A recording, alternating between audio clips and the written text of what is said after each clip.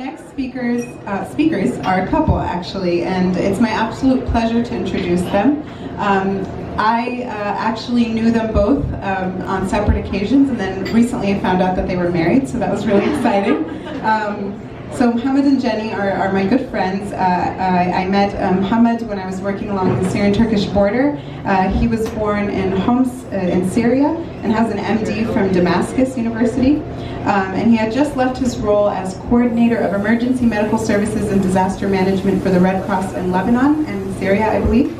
And he had received a scholarship to study at Johns Hopkins, to study public health. So that's where I met him. He had received a prestigious scholarship, and now he serves as a faculty member with the Center for Humanitarian Health at Johns Hopkins, and is one of the kindest people I've ever worked with. I met Jenny, Mohammed's wife, before that when I was at Johns Hopkins, in her first years as a medical student at the School of Medicine there. Jenny was born in Beijing and grew up outside of Los Angeles, and following her graduation from Rice University, she completed a prestigious Watson Fellowship where she interviewed survivors of GBV across 8 countries. She's absolutely brilliant. Her plans after medical school include pursuing a specialty in internal medicine and continuing her work in public health policy and advocacy. So this amazing couple is about to share their story, and please help me in welcoming them.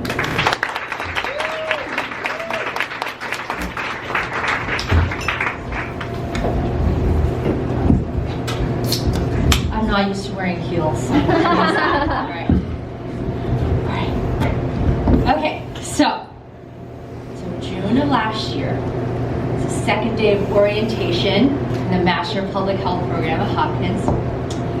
So just to get you understanding of what's going on in my head, this has been my dream for years, right? To get the MPH at this global institution. You get to meet leaders from all over the world, and they really hype this up, right? From the instant you get in, you get to meet the most amazing people. It's the best part of your class. So it's the second day of orientation, and I was really excited to meet my classmates. But who I really remember was this very cute moderator at this speed dating networking event. All right, so I just remembered he had to come over, and I was sitting like really close to this, like in this room, and I just remember he had to keep on coming over to talk to me, to hurry me along, because I never respected the 2-minute rule. But because he kept on coming over to talk to me, I was not particularly motivated to stop doing what I was doing. Like, yes, I will. Thank you. Okay. So I remember going home that day and talking to my roommates, like, oh my gosh, I met such a cute guy today in orientation. He's I think a TA, and I'm pretty sure Peruvian. So it wasn't until later, when it was later in the summer course, the director of the Humanitarian Health Center, Paul Spiegel, was speaking. He introduced Mohammed as a faculty member in front of the whole auditorium.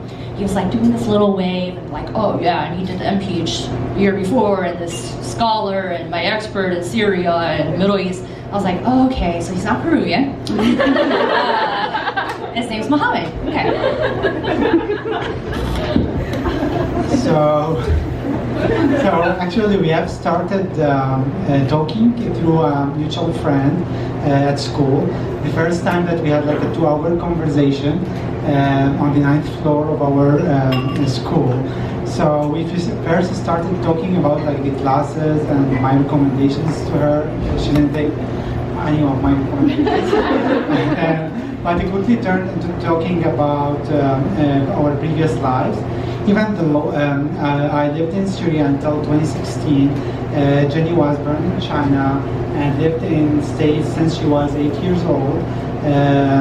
To both our surprise, we had very similar outlooks on the world, especially in political views. So I grew up in a very secular and independently thinking household under a socialist dictatorship.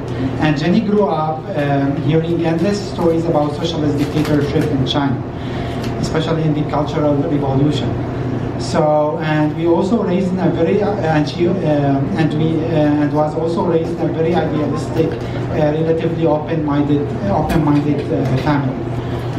So actually, when I was like making jokes about the socialism, unlike most of the Americans, she used like me to get all of my jokes easily, without like I didn't need like to explain a lot for her. Communism's hilarious. Yes. Did any like Chinese immigrants in this room? No? Yeah, yay! Yeah, so I don't know if like you're from this generation, it's like you learn to laugh at Chinese propaganda jokes even though you like grew up here and like, you know, watch Colbert your whole life or whatever. You're like, yeah, that's a laugh line. Yeah, that's funny. Okay. So anyway, so still talking about this conversation, Mohammed didn't know this, but when we're having this like really intense random deep dive, it was actually finals week and I had like a term paper due in 3 hours. I was planning to write in those 3 hours, but ended up finding his stories far more interesting, obviously. And this was my first peek into his life in Syria before coming to the States. He was a med student, then doctor, working for the Red Cross Red Crescent Society by day, and by night, working on the Arab Spring, you know, when I was like watching Netflix. You know. We both contribute. Yeah, so he was organizing peaceful pro-democracy protests and running field hospitals to treat injured civilians, which I later learned was even a bigger risk than protesting against this regime. The regime ran government hospitals and they wanted injured people to go to the government hospital so they can more easily keep tabs on them and arrest them, which was definitely news to me as a medical student. I remember hearing he was telling me that the Syrian regime actually banned the emergency medicine rotation for medical students because they're so afraid that medical students will have skills to save people's lives, which is horrendous, right, to think about. And I didn't learn about many of these details until later, but this is when I first heard about how organizing these protests landed him in jail for a month where he was brutally, horrifically tortured every single day. And 3 days after he was released by these people, he was right back organizing these protests. And I remember being incredibly impressed by his courage, his conviction, and creativity to pull this off. And the bravery to keep doing this, even when so many of his friends have already died for this cause. And I remember even during that conversation telling him, I want to help him write a book, write a movie, anything, tell this story. Because I think it's so important to share his story and stories like this. So this gallery is owned by one of my friends who is a cardiologist at Hopkins and a professor. And we use to go with my friends, to hang out there, to be a bit nostalgic about home, shawarma, falafel, and so I introduced Jenny to the Syrian arts, the mosaic, and the silk scarves there. Afterwards, one of my friends was with us, who was a mutual friend between us, and then he told me after that he recognized that he was third wheeling our date. So I really enjoyed that, and I was so happy after that. Jenny really loved or liked, I don't know. So turned out, as in case you can't tell, Mohammed was completely oblivious to my very heavy-handed hints that we should hang out more. Until we're actually in the middle of our first real date in a bar in Fells Point, Baltimore.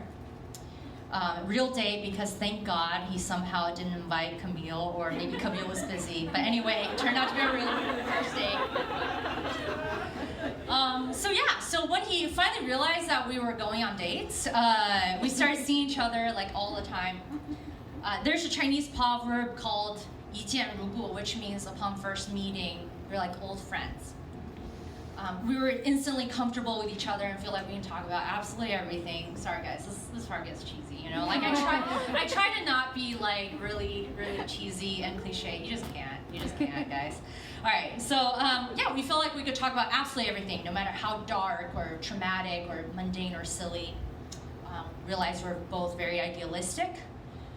We also learned for the first time how similar Chinese and Arab cultures were. Very family and kinship oriented, And sometimes they're just little customs and habits that may not have any deeper significance to them. It's just, we don't know, we have similar habits.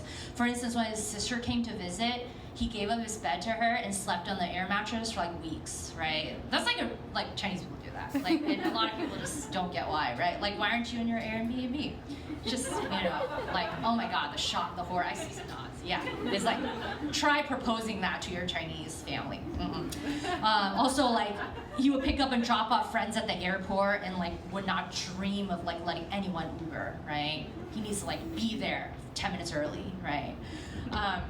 So yeah, often like these little things we just found like we often could understand each other and where we're coming from without having to explain it explicitly.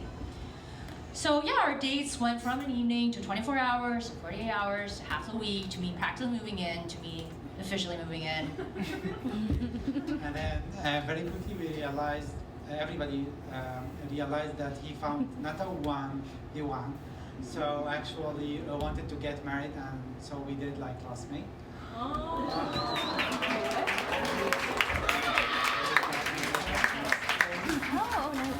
So that's our story. Wow.